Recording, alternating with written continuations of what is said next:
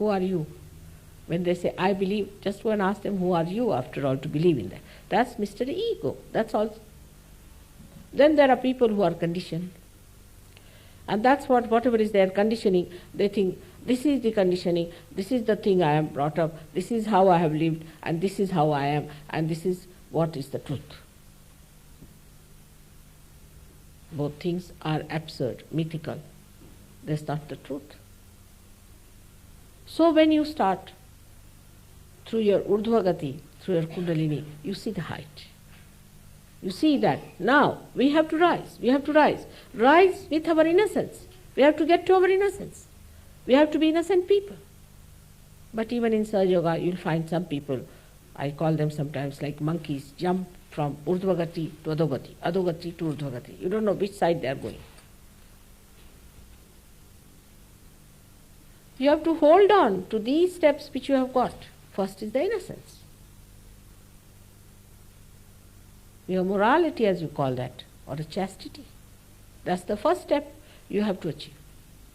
Unless and until you achieve that step, how are you going to go further? But it's the other way around. They think if you tell something very truthfully to mother, I have had 5 love affairs, I have had 6 abortions, 10 this thing, then mother is going to be very happy with you, because they have told the truth.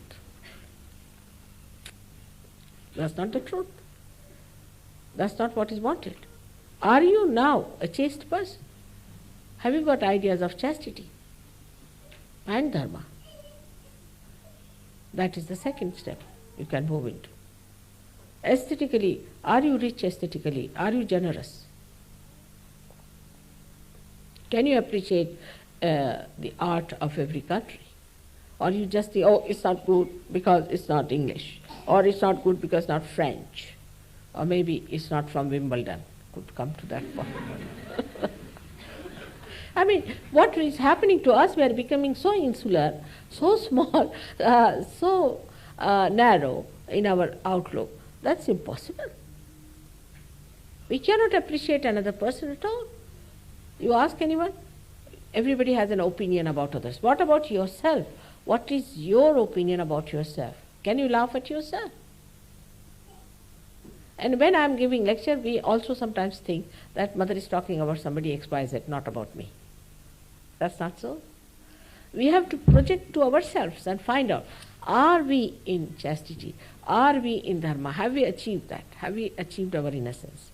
Have our eyes achieved that innocence, that simplicity, that power?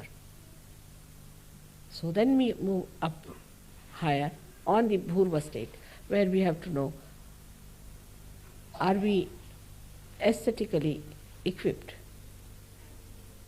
Do we have proper aesthetics? In our behavior, in our dress, in our lifestyle, and everything, or are we still going on with the same things? Like some hippies, when they come to Sahaja Yoga, it's impossible to make them understand that no more hippies now.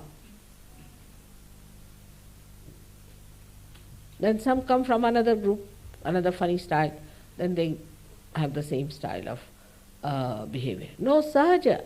We have to be in the Sahaja style, which is a common style for all the Sahaja Yogis all over the world, to dress up decently, to talk decently, to have sweet words, no harsh words, no anger, no temper, nothing of the kind, but very, very gentle and a dignified personality. Now here some of the so-called dignified also can be very bhutish. I have seen that. They can be very dignified and they can be very inauspicious.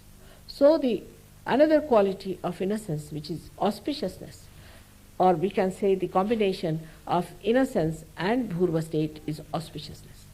Does your house gives auspiciousness? Does your countenance give auspiciousness? Does your talk is auspicious? Is it a mantra when you talk? Have you purified yourself so much that everything that you do, every movement that you have is auspicious? Is it blissful to be in your house, to be in your company, to be with you? Is it blissful? Let us direct ourselves to ourselves and see that are we blissful? Are we emitting vibrations that are good? It's a very tremendous task because you have to do it. You have to do it. Nobody else is going to do it. If you want to save this world, you must know it's a tremendous task, and one has to go into a tapa for that, to know that you have to be pure people. Otherwise there could be hypocrites. There are many who are Sahaja-yogis and not at all Sahaja-yogis. Sahaja-yoga is not for hypocrites at all. You cannot be hypocrite. You have to be what you preach, what you say, what you understand, and what we stand for.